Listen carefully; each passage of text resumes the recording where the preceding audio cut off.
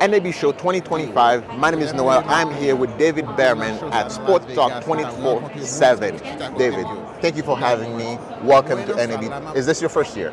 It is, and it's a pleasure to be here. So tell me a little bit more about Sports Talk 24/7. What is this? What is it doing for fan engagement? Well, we believe that the beating heart of sports is the fan. It's the roar of the crowd in the moment. He shoots, he scores, wow, Yes. right? It's all about that. Yeah. So a lot of publishers don't have any kind of fan engagement. You put a video online or an article online, and there's no way to interact with that. Correct. So the fan's missing their voice. Okay. So the fan knows that. They are accustomed to, from YouTube and Twitch and Facebook, they're expecting that they're going to be able to interact with that comment in some way. I mean, even before all of this existed, like you just said, Facebook, Twitch, and all that, we used to watch and listen for sports. We used to, if we're fortunate enough to have a TV to watch it, but if not, we listen to it for radio. So the audio almost is as important as the visual to know and to feel that energy. Absolutely. We were just watching some video of monster trucks, and the best part was the guy in the audience who kept going, oh! Like, that is what makes it fun and exciting. And having someone next to you, right, to share the moment with, right? Special moments are most special when you have someone special to share them with. I can agree more. So we're solving that problem. We make it very easy and affordable for any publisher, whether it's sports or non-sports, to drop in all those kinds of features fans expect. For example, a simple reaction button that you can click to give your emotion back, whether it's an emoji or whatever they want it to be. Yeah. Now you can express if you're happy, angry, excited, whatever. Yeah. And then you can put next to that an indicator showing how others are reacting, whether it's just a count showing how many people reacted or what they did, or emojis exploding on the screen, right? Yeah. You can do that. Now you're not alone in that experience. You're part of a community of other people who in real time are doing that. So just that one small step of giving them the ability to react makes it a two-way dialogue.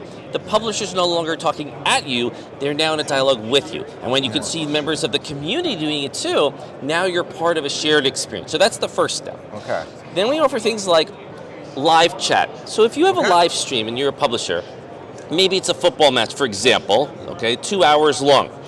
You can invite people into your live event 2 hours before the match and to stay an hour after to chat before it starts. Who do you think is going to be the lineup, whatever. Then you have the match, then it's over. But you just got 5 hours of attention on your 2 hour match. And those are usually, especially if your team is playing, the time leading up to it is almost as exciting as the match itself, because we all juggle in our mind what's going to happen. Oh, he's going to do that, she's going to do that. Like that's why sports betting exists, because we all think we know what's going to happen when we want to participate. So having that time leading up where people can join in and participate and share ideas in the chat before the match or the game even start, that's huge.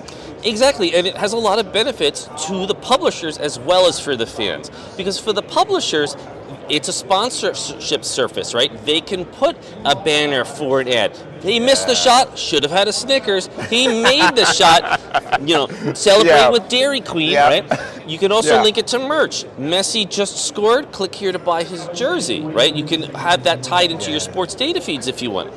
So you can do things like that, which are very interactive in real time. We also have AI moderation, which we made very heavy investments in. And you need AI moderation for something like this, because your sponsor doesn't want hate speech sitting under their banner ad, right? But you need it to be AI, not keyword filtering, because in sports, the word balls might be okay or not okay depending on how it's used in a sentence, right? Yes. And so the AI understands that context and if it should be allowed or not. That is smart. So that's a couple of examples. We also have our comments component, which pairs very nicely with on-demand video or a replay of a recorded live stream. So again, you have made your content, but now the users submit user-generated content, and the publisher has no cost for that. So have you ever used Reddit?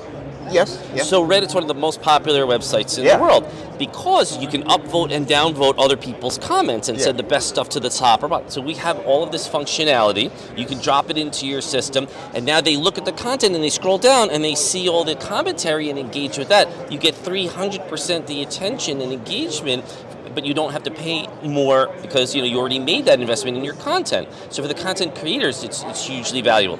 It also creates spontaneous culture in your community because somebody will post something like, that shot's off by a mile. Here's a picture of banana for scale, right? And someone else will say, I was just going to say that, I'm giving you my upvote. This is how far off you got it. That's right. And you start to build a community and culture around that.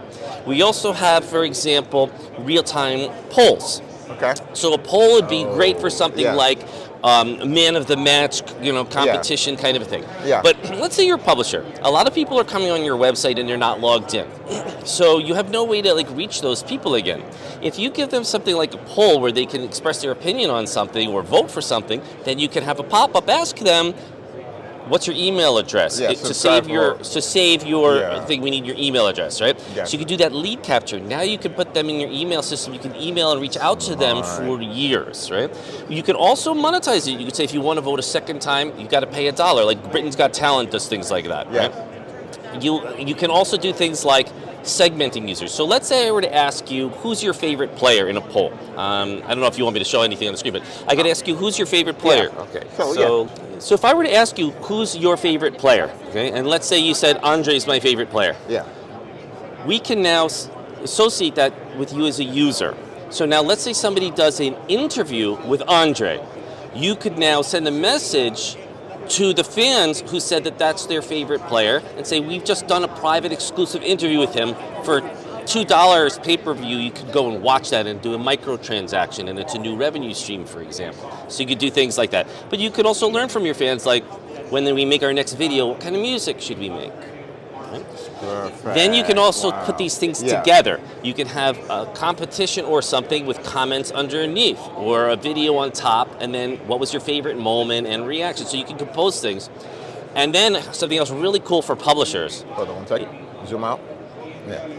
Is if you have articles that you're writing, we can send you an automated report where the AI scans your article and sends you a list of, here's your top 5 performing articles this month and your bottom 5. And these are the topics that were in the articles that resonated with people or didn't. Yeah. So now your content team can take that as feedback when they're planning their content schedule for what they're going to make next.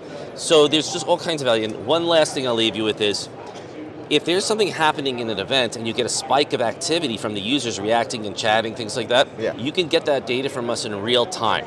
So you take that time of the spike in activity, you say plus 5 seconds, minus 5 seconds, snip, snip. Now you have a highlight reel generated based on real reactions from the fans. That's right. Now you can take that, push it out to Facebook or whatever, or put it where you want to put it, and use that to promote your content. So this is, let's say I'm a publisher, like you said, I only do writing, like written articles.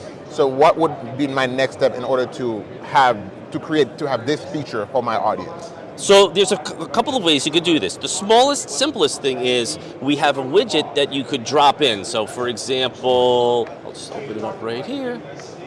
Comments, okay?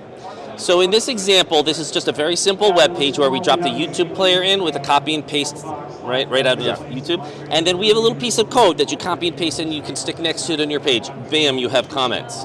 Oh, okay, and you're done. Okay, and you can, let's see if I'm...